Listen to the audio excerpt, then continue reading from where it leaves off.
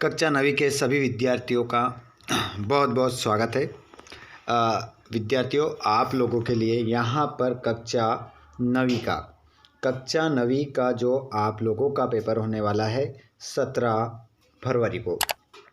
तो आ जाइए सभी विद्यार्थी, 17 फरवरी के लिए यहाँ पर आपको पेपर का सॉल्यूशन पूरा करवाया जाएगा। सभी प्रश्नों के आंसर भी हम देखेंगे। अगर आप लोग चैनल पर आ चुके हैं, क्लास में जुड़ चुके हैं, तो आप सभी इस क्लास को अपने सभी दोस्तों को ज़रूर शेयर करें और चैनल को सब्सक्राइब करके रखें ताकि बच्चों आप लोगों को सभी क्वेश्चन मिल सके। इस क्लास में हमारे इंग्लिश मीडियम के और हिंदी मीडियम दोनों ही मीडियम के लिए यहाँ पर क्वेश्चन आंसर रहेंगे। ठीक है, अंग्रेजी और हिंदी दोनों ही माध्यम में आपको पूरा विज्ञान के पेपर का, साइंस के पेपर का सॉल्यूशन आपको करवाया जाएगा। चलिए, तो बिना देर के अब स्टार्ट करते हैं।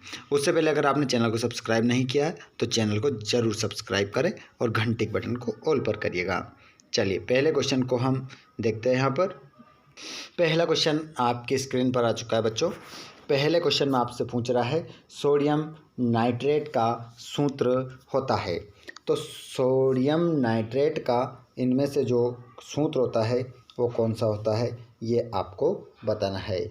ठीक है, 4 सूत्र आपकी स्क्रीन पर आपको नज़र आ रहा है, जैसे NaNO3, Na2NO3, NaNO2 और NO3NO2।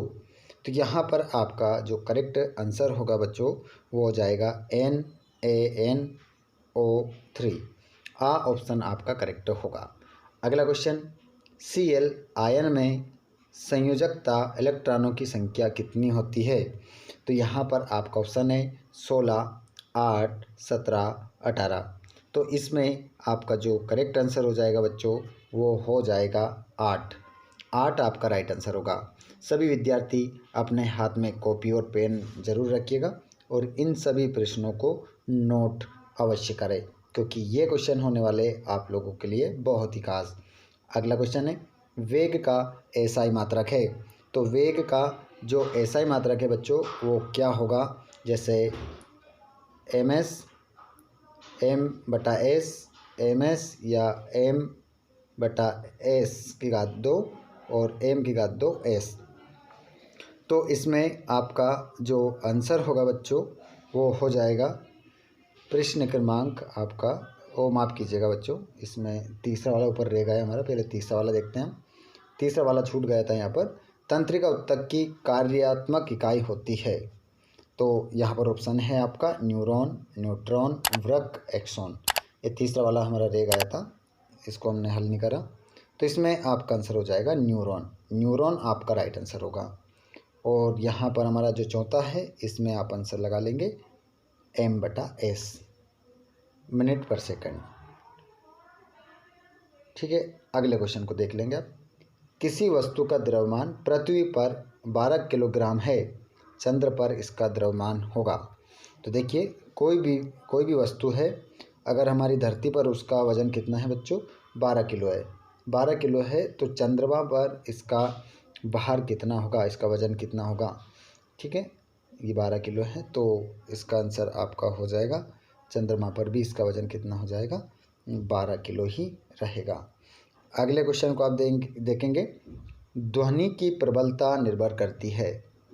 तो आवर्तकाल, आवृत्ति, आयाम, तरंग दैर्ध्य। तो इसमें आपका आंसर हो जाएगा आयाम इसमें आपका राइट आंसर होगा। अगले क्वेश्चन की ओर बढ़ते हैं हम, और इंग्लिश मीडियम वाले बच्चे यही आंसर आप लगाएंगे जो अभी, जैसे कि पहले का आपको ये बताया था, दूसरे में आपको एड बताया था, तीसरे में आपका न्यूरॉन बताया था, और इसमें आपको ये ms बताया था, और 12 kg, 12 kg। ठीक है, इस प्रकार आप आंसर लगा लेंगे। उसके बाद में दूसरा क्वेश्चन, रिक्त स्थान की पूर्ति कीजिए। तो देखिए, CaCO3 यौगिक का नाम है। तो इस यौगिक का जो नाम होगा वो हो जाएगा कैल्शियम कार्बोनेट।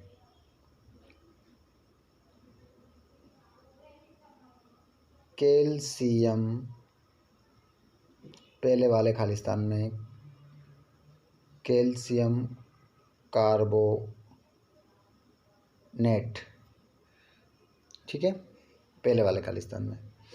दूसरा है हाइड्रोजन के समस्थानिकों की संख्या।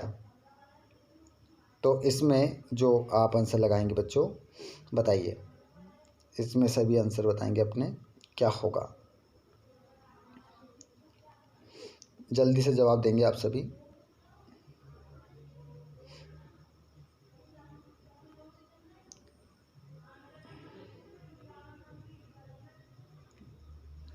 जल्दी, जितने भी लाइव क्लास में जुड़ रहे हैं इसका आंसर बताएंगे क्या होगा।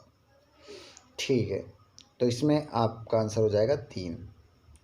अगला क्वेश्चन, पौधों में लचीलापन उत्तक के कारण होता है। तो पौधों में जो लचीलापन है कौन से उत्तक के कारण होता है? तो इसका आंसर हो जाएगा कोलेन काइमा। तीसरे वाले में आंसर हो जाएगा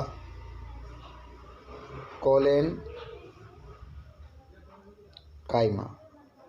कोलेन काइमा आपका आंसर इसमें रहेगा।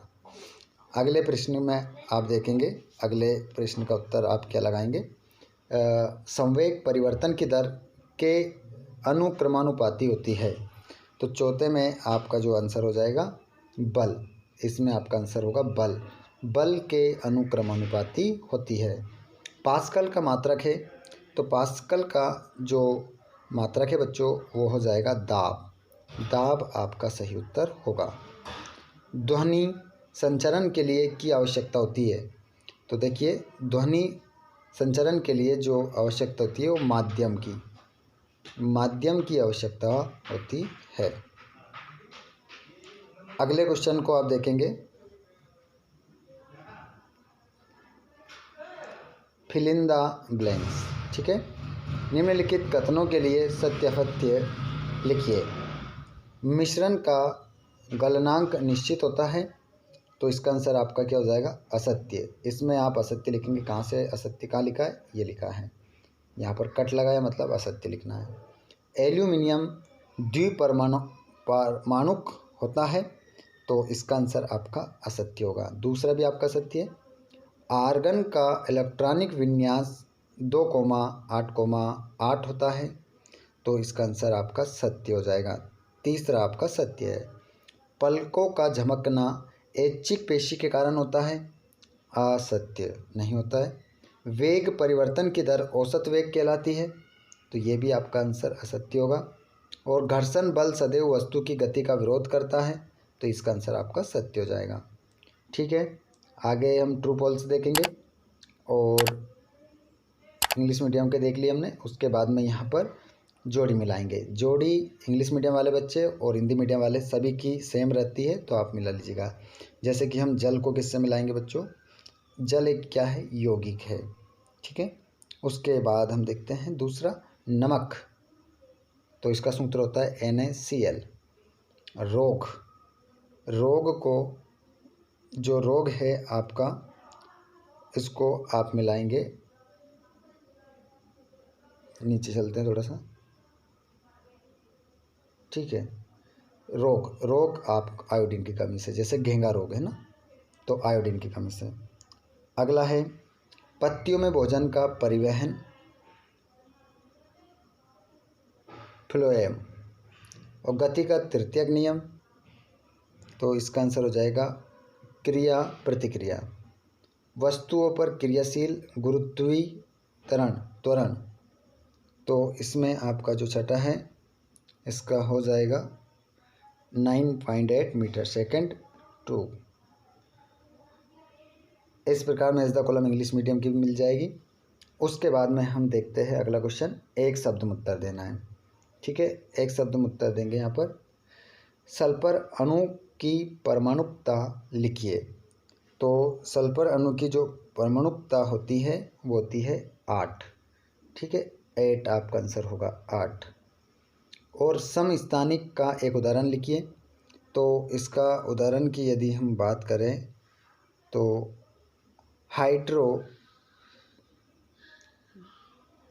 हाइड्रोजन के 3 समस्थानिक।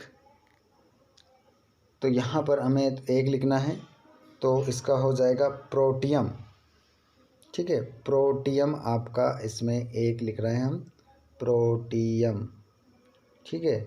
या आप दूसरा भी लिख सकते हैं ड्यूटीरियम, या आप तीसरा लिख सकते हैं ट्राइटियम। ये 3 होते हैं, 3 हमने देख लिए हैं। अगला वसा, संचित करने वाले उत्तक का नाम लिखिए। जिसमें वसा क्या होती है बच्चों, संचित होती है, उस उत्तक का नाम क्या है?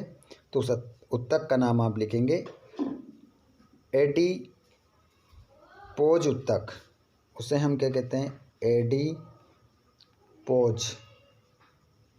एडिपोज उत्तक उसे कहते हैं।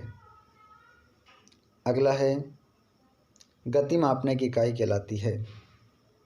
तो गति को मापने की जो इकाई होती है वो बल होती है। ठीक है। अगला है आपका छठा, सॉरी माफ कीजिएगा, ये तो चौथा था। गति मापने की इकाई जो होती है, गति मापने की है ना, ये तो m/s। ठीक है, ये होता है। ठीक है। और ये रहा हमारा 5वां, नीचे छठा दे रखा।